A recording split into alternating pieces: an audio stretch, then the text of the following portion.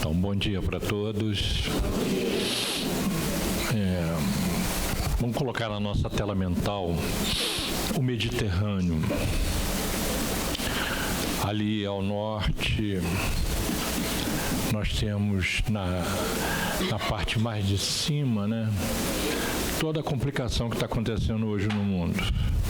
E ao sul, perto ali do Estreito de Gibraltar, nós temos ali a África, lugar das provações, dos infortúnios, onde os espíritos estão depurando todas as mazelas experimentadas durante tanto tempo em experiências reencarnatórias na Europa. Vamos avançando um pouco mais e vamos chegar então naquela região tão gostosa de falar, de imaginar, de nós pensarmos. Rio Jordão,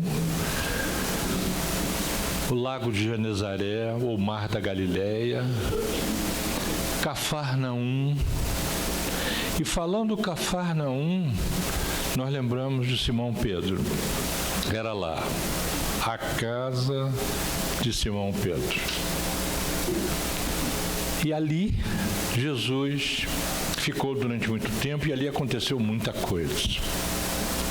Mas também Cafarnaum era o QG, o quartel-general romano. Era um ponto de comércio importante. Atravessava-se até o Jope para chegar ao Mediterrâneo. Estrada de Jope, tão conhecida, passagem de Pedro. Mas vamos ficar em Cafarnaum, de costa para o Mediterrâneo, olhando para o Lago de Genezaré. Observa-se do outro lado o altiplano das terras de Gerasa, os Gadarenos.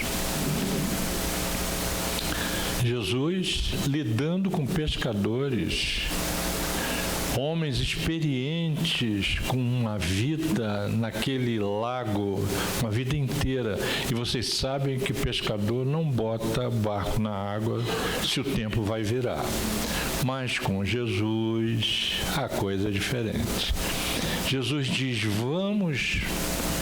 vamos para o outro lado. Isso significava uma lição que mais tarde ficou atravessada na nossa consciência, porque o lado de lá era o lugar abominado dos párias sociais, daqueles que o judeu não podia nem imaginar o que é conviver, o que é visitar, o que é ir no lugar de pessoas que comiam carne de porco e, além de tudo, eles dependiam economicamente da venda dos porcos. Era um povo que vivia dentro dessa atmosfera de trabalho. Aqueles homens ali, 3 embarcações, Jesus numa delas, os 3 barcos vão de Cafarnaum lá para as terras dos Gadarenos. Jesus então deita numa das embarcações e dorme. E eles remando ali, tranquilos. Desde meninos conhecem aquelas águas, aí começou a bater um vento diferente. A coisa começou a mudar, as ondas começaram a acontecer, a tempestade, os raios, e aí a nuvem escura, entrou então uma tempestade e eles estavam no meio do lago. Aquele lago imenso. E aqueles homens experientes, mantendo o barco de pé e Jesus dormindo. Chegou um momento em que Simão Pedro vai e acorda, mestre, nós vamos perecer, nós vamos morrer. Jesus então olha para ele e fala assim, homem, onde está a tua fé? Porque aí já está outra lição em jogo. A gente diz assim, eu tenho fé, mas a gente só pode dizer que tem fé no testemunho. Fé sem obras é na hora do infortúnio, e o atravessamento do infortúnio no mundo de expiações e provas é sempre um teste para a nossa fé. Então, toda vez que passarmos por um infortúnio, vamos pensar assim, a minha fé está sendo testada. E naquele momento, Jesus se levanta, coloca a sua mão e diz: para vento, para mar. E o vento parou, o mar sossegou, e aqueles homens molhados talvez mais de suor, de medo do que de chuva, todo mundo assim, boca aberta, né? Mas que homem é esse que é capaz de mandar nos ventos e nos mares? Admiração. E a embarcação vai, e eu fico aqui colocando já para vocês um avant-première, como diria Kardec, num bom francês. Essa tempestade geralmente lava a atmosfera, não é? A chuva, a tempestade lava a atmosfera. Mas por que, se o tempo estava tão bom? Por quê? Porque mais um infortúnio estava na vizinhança. Perturbação espiritual. A quantidade de entidades que estavam obsidiando um homem que era considerado enlouquecido, endemoniado, como era chamado. E olha só o detalhe, porque quando eles descem na praia, sobem, que vão para o altiplano, porque era um planalto. Jesus e os apóstolos subiram e foram ao encontro dos obsessores. Jesus à frente.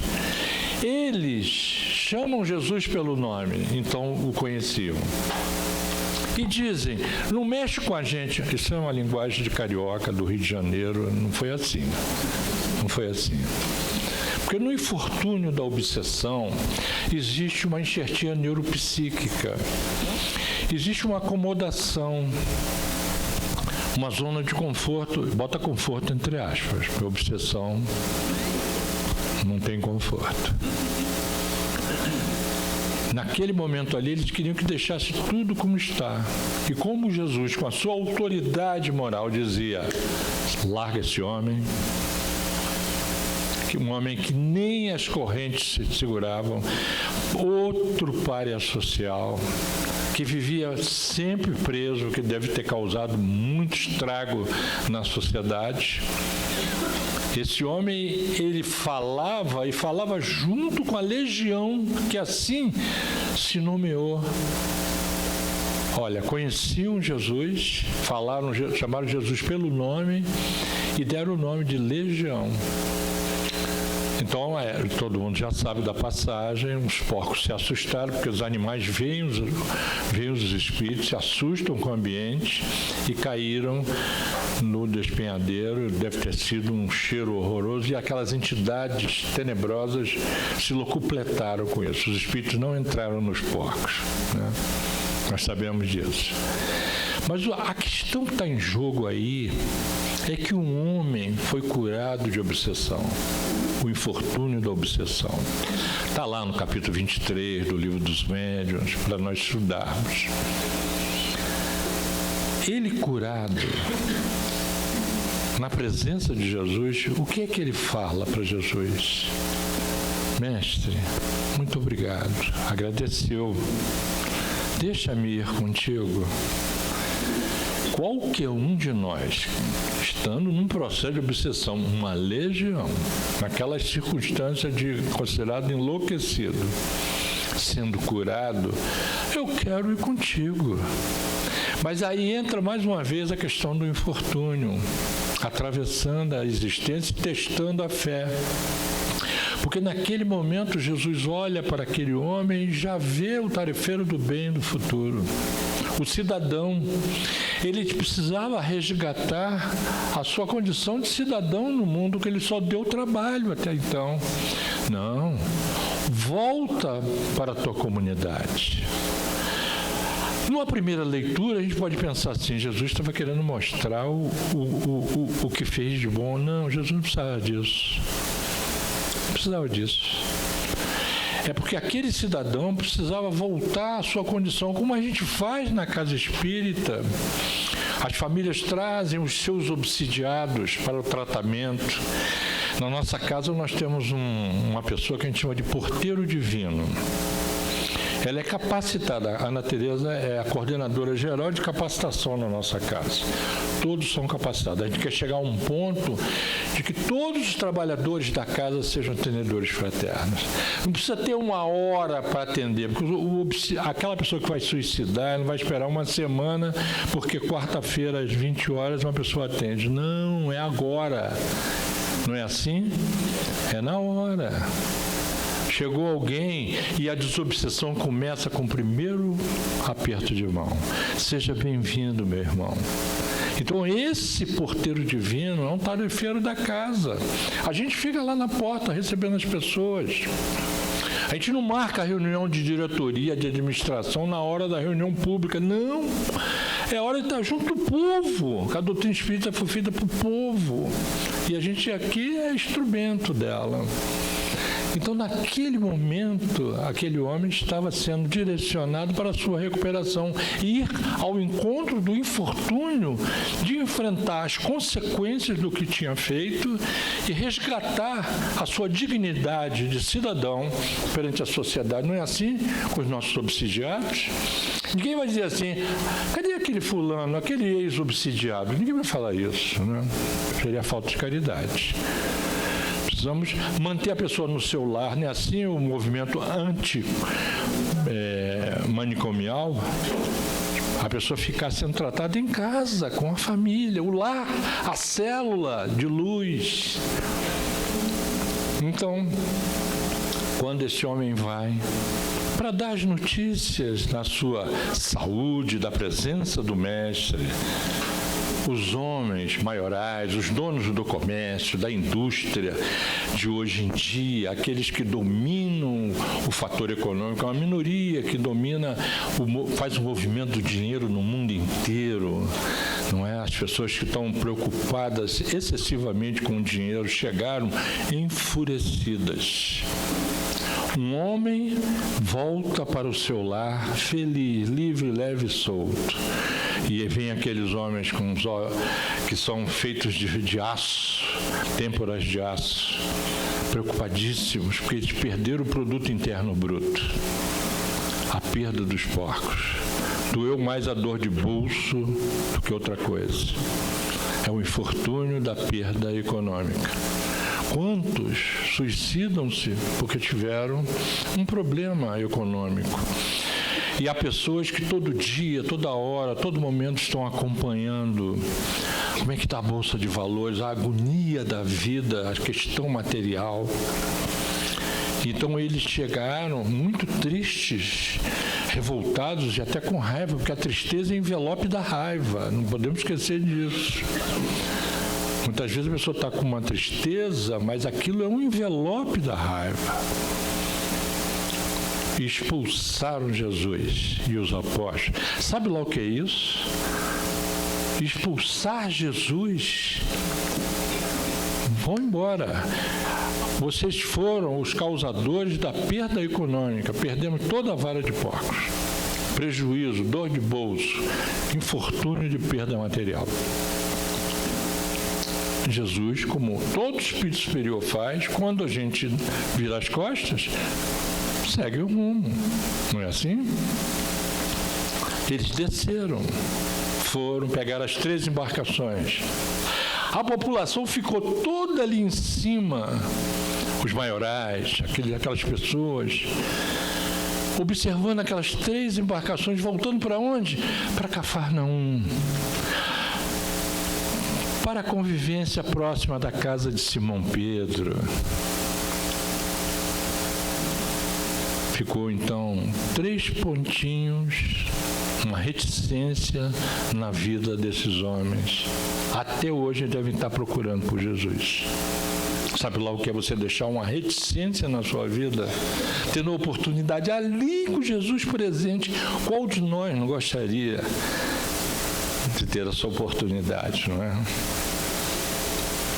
Quando ele vai chegando, a embarcação vai chegando, já estava o povo necessitado esperando por ele na praia de Cafarnaum. E E do barco, ele fez já uma pregação. Existe uma famosa pintura de Jesus no barco, falando à multidão que está na praia. Entre esses que estavam ali na praia, existia um homem que tinha uma certa posição no templo, entre os judeus. Uma pessoa importante. Ela ocupava um papel no templo, chamava-se Jairo. Jairo estava ali no meio, o coração batendo, porque quem é pai sabe disso. As mães que me perdoem, mas nós pais sofremos também, viu, gente? Com o infortúnio dos nossos filhos, né? Fala-se muito nas mães, mas quem já passou, como a gente já passou por 3 filhos desencarnados, a gente sabe o que é isso, né? Quando Jesus chega, ele traz um infortúnio novo ali para a nossa conversa de hoje. Mestre, a minha filha está morrendo, infortúnio da morte. Essa questão que está sempre na pauta das nossas conversas, nossas preocupações. A filosofia trata desse assunto da morte, né? O infortúnio da morte. Como é que a gente lida com a morte de um ente querido? Não é um infortúnio? É. E como é que vai? Como é que é a sua fé diante da morte de ente querido? Que, na verdade, foi Lahá que falou aqui, a gente fala em morte, parece que espírita não morre, né, Lahá? Foi Simão Pedro que falou, né? Isso. Ele disse, vamos lá.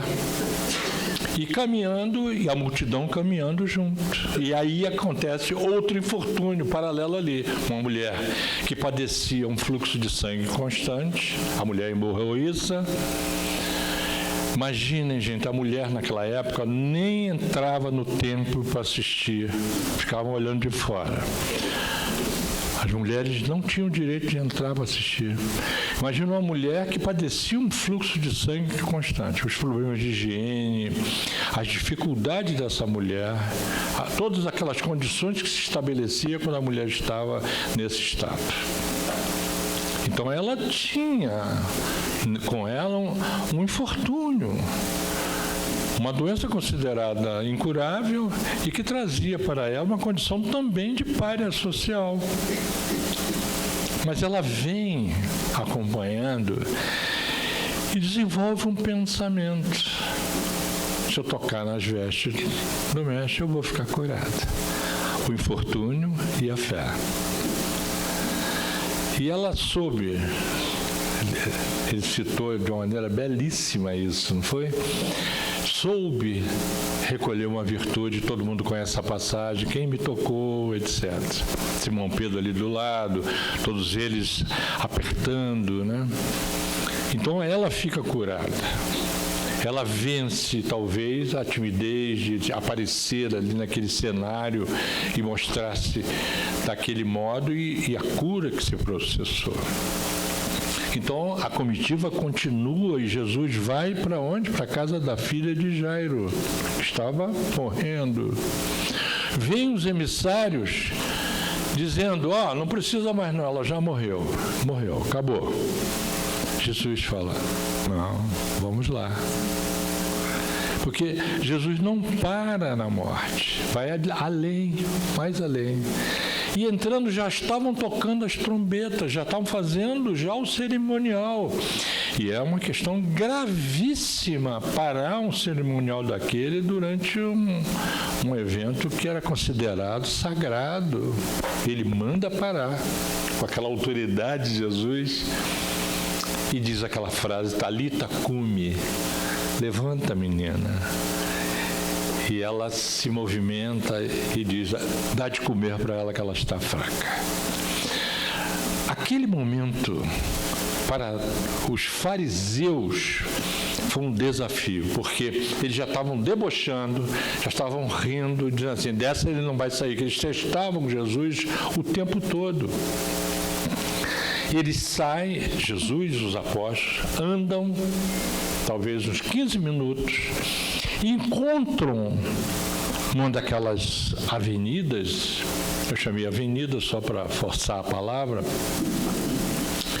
10 leprosos, passando pelo infortúnio da doença considerada incurável e que transmite, que traz uma questão tão grave de doença. Existia um rigor de lei na época que era o seguinte: se um leproso tivesse que ir na cidade, que ficasse falando o tempo todo, leproso, leproso, para ninguém esbarrar nele. Porque se acontecesse um esbarrão, o leproso levava chibatada, levava chicotada, era uma coisa terrível. Tinha que usar um sino pendurado no pescoço. Vocês vejam que situação de infortúnio. Um deles diz, em nome do grupo: Senhor, tem piedade de nós. Na distância regulamentar estabelecida, quando aparecia a doença, perdiam a cidadania, a família, havia o divórcio, a família ia embora, era uma vergonha, perdia a propriedade, uma coisa horrorosa, a pessoa perdia a cidadania. Naquele momento, Jesus significava o resgate da cidadania, de novo aqui na nossa fala, né? Então, este homem, ele foi o porta-voz que trouxe um caminho de luz, de recuperação para aqueles que estavam no infortúnio. E Jesus, então, coloca a sua mão e diz: "Sê limpos." E cada um viu a cura do seu corpo no outro. Essa questão é uma questão importante. Porque quando a gente está sozinho, sofrendo, a gente está sempre acompanhado. A questão 459 do Livro dos Espíritos nos fala da influência dos Espíritos na nossa vida mais do que a gente supõe, né? Isso é uma questão conhecida entre nós.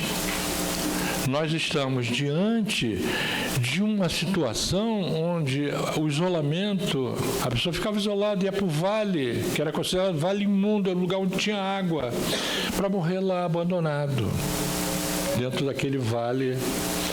Quando eles vieram à cidade atrás de Jesus, eles enfrentaram uma intempérie enorme social contra eles. Imagina gente jogando pedra, porque é isso. O esforço precisa ser feito para encontrar Jesus. Vocês sabem que dos 10, quando a cura surgiu, que pensamento bateu na cabeça? Resgatar a cidadania, pegar minhas propriedades de volta, resgatar minha família.